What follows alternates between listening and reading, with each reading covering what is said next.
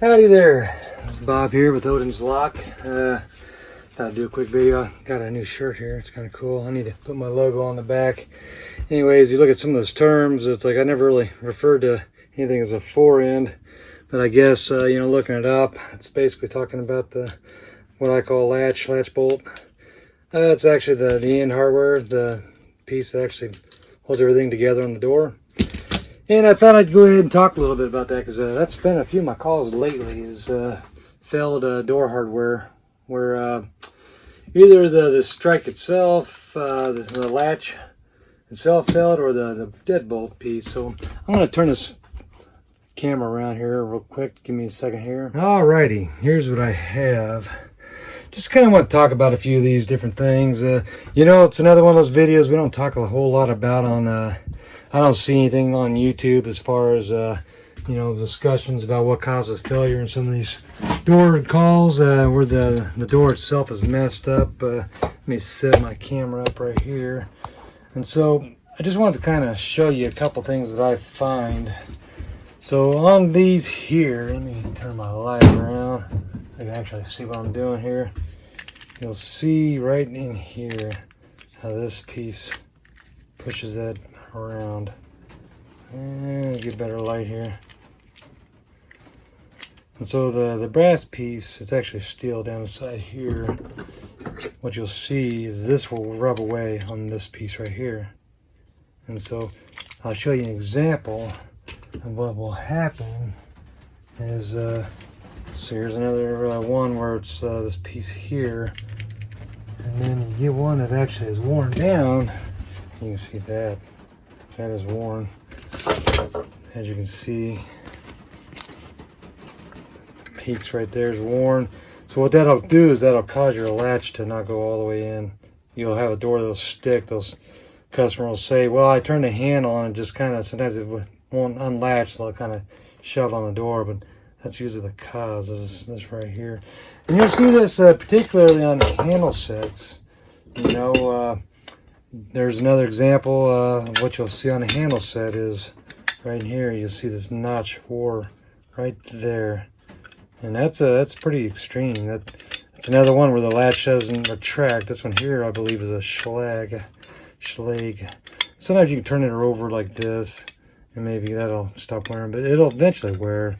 You can see where it's already worn right there, actually. And so there's that example. Here's another style, Schlage. See how bad that's worn? That groove all the way through there is worn, and that's caused that to wear out. And so, you get into some of these. I only talk about this because I've really run into a lot of these lately. It's odd. I had code locks like this where, it'd slide out. When you retract the door, it would get stuck. The door itself would retract and then would get stuck right there. So you'd have to turn the thumb turn several times back and forth real fast until it finally slid itself all the way back. So I went ahead and replaced that with another code lock style. It's actually one of those styles I think in my last video I went over. Here's another one. This is made by Intech. This was a nice one. But look at that. I mean, the thing, it failed. Completely failed. It was actually locked in the door, jarred in there where I couldn't even get to extend out, and it had twisted the tailpiece of that latch. And so you'll have different styles of these. This is a better one. It has actually more steel, so instead of having an edge, it has an actual flat section right in there that will hold up against it. But you'll see, Kwikset has this style here, the D tailpiece style. You can actually mix and match a lot of these. Here's another style here. I don't even know what brand that is. There are so many different brands they go off of. Easy Set, not bad. I hate using plastic on these things. You'll see most of them are brass, but you'll come across some that are, see, that's pot metal. Some of these you'll have like this is plastic. And it's like, I don't even like that. That's what brand we got here. That's Schlage. And so sometimes, you got to mix and match. That's another Schlage, and that's the square style. And you can change the back set on these, as most people know. When you go to a lock, change it, you just slide that in, or you remember how you do that there. I think you got to rotate a little bit. So there you spin around. But anyways, I don't, you know, I just want to kind of do a little quick one. I had to actually, with that MTech one, because it was really nice hardware, I'll see if I'll put a picture somewhere in here. Here, real quick, this is the latch that was bad with that MTech handle set. And I was able to replace it, saving them from having to replace the whole hardware. I would hate to have to match this. All the rest of their door hardware matched this. So I was able to do that just with replacing the strike itself for the bolt. But had really nice hardware. It was a dead handle set with a deadbolt built into it. And you really couldn't... I didn't want to charge the customer a bunch of money for new hardware. I mean, sure, I could upsell them. But it matched the rest of the stuff in their house. See, here's more of this style here. For the most part, they'll last. You know, here's just a screwdriver piece, or I say flat tail piece. I use the screwdriver to turn it open and close. There's another one that's an adjustable handset. Some of the master ones, when you buy like the master deadbolts, these are grade ones here. I like the grade ones, and master is a good one. It's kind of a house brand that we use a lot of times. I don't think I have that on in there actually. Might be this one here. But I think it's actually over here. There it is. What is it? It's metal. It's all the ones you want. That's the nice stuff. And Master's not perfect, but you know, for I'd say it's a house brand. It's a Locksmith brand. They do some of their grade ones are really nice. These are actually grade ones. I price them a little bit higher too. The grade 2s and grade 3s, you know, it just goes down with the grade. You know, the higher the grade, the worse it is. Some of them now say they're the highest, you know, building grade available, but they won't tell you if it's a grade 1, 2, or 3. There's another plastic. These are all latches. You'll have to watch these latches too, the latch sets. As you'll see, they show little wear marks on them. As you see, that gets lower and lower. You can see when a customer says, "Oh, my door don't latch." And you'll see that. There's a nice worn out one. See how bad that wore out? You'll see them wear. That's another one. It's got a trailing mark on the bottom there. Sometimes, here's another good one. Sometimes it's seasonal. Like in where I live at in Missouri, sometimes you'll have to adjust a door so it'll hit differently. You know, sometimes you can use like the hinge doctors to put on the top of the hinge, the door hinge. On the top one, and it'll raise it up just a little bit to where it lines up better, or you know, on the lower. But usually door sag will cause them always to go to the bottom part of it. And you know, I don't say for example that one there, they almost always be leaning down towards the bottom. And you can see where that's really worn in there. But in some of those cases, you know, you can go to a wider one. Just give them a wider face, recenter it, and it covers up the old mess of this, because they don't always match in the holes, and so you'll wind up having to relocate some of that stuff, morse it in. And I'm sorry, the camera angle, it's hard to see what I'm doing on the outside and film at the same time. But yeah, I just kind of wanted to go over some of this stuff. Here's another one of these newer styles. It's a Nisano. Part of this I really want to talk about, because when you buy these handle sets, you're almost always paying for the deadbolt also, and the deadbolts are usually grade 2, grade 3 junk. So it's like, I hate to tell someone, yeah, you need a new handle set, and you go and buy this fancy handle set, and it's got a grade 3 deadbolt. But you also need to go buy new hardware if you can just buy the latches. And you almost always want to see if you can get the brass or the steel piece right here. If you see hardware in like the Habitat for Humanity, if it's got plastic, I'd probably avoid it. That, or just make sure you got some of these on hand. That's a master. And you know, make sure it's not a set back set, because like this one here, maybe I think that's a 2 3/4. Most residential is going to be 2 3/8, and you'll see right there. It says it right there what it's on, right there. And so I mean, I got better lighting here.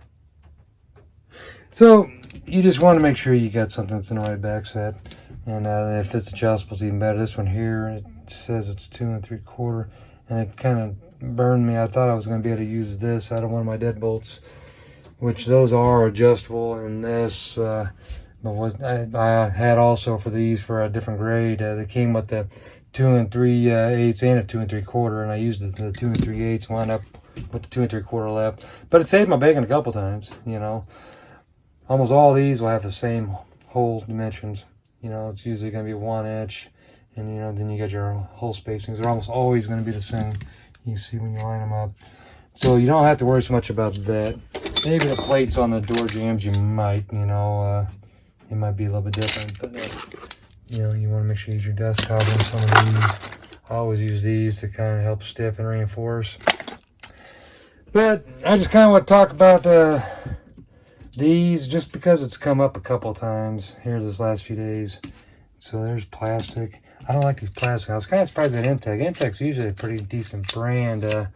You know, compared to Kwikset and Schlage, it's residential. Intech's are usually in my area, they'll be the higher end ones, and there's nothing you can do to fix that. Here's a Cal Royale. It's kind of like the Kwikset style. Here's a Unicorn. That's for your actual, it's a retractable latch strike for a knob. Deadbolts. Here are these. Make sure you got if it says it needs to be up, you should point it up.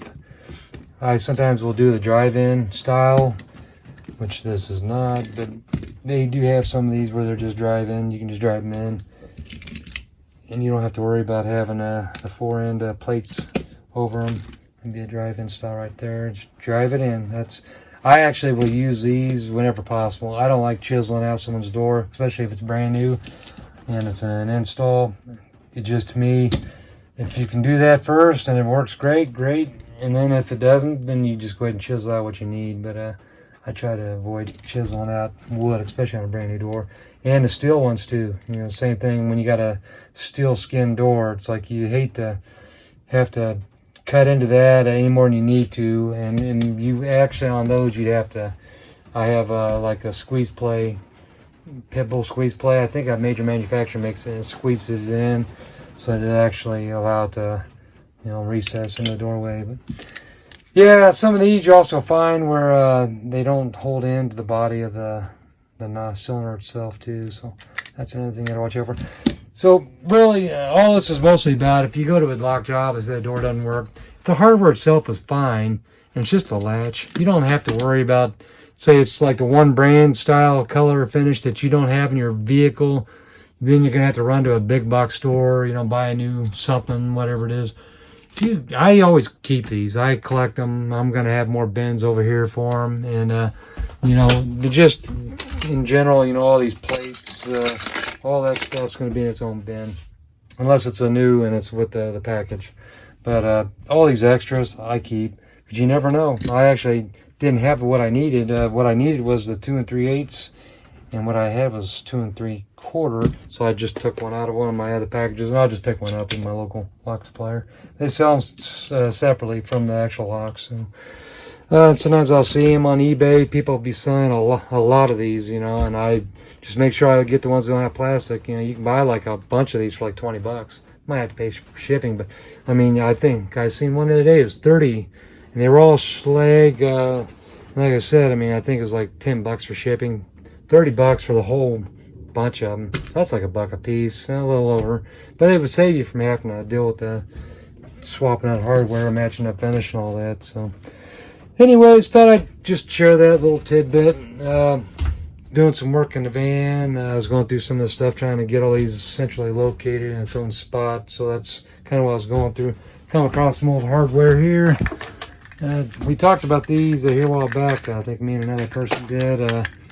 This is that style where you got a Harlock, where you got to use a screw on the inside to release this.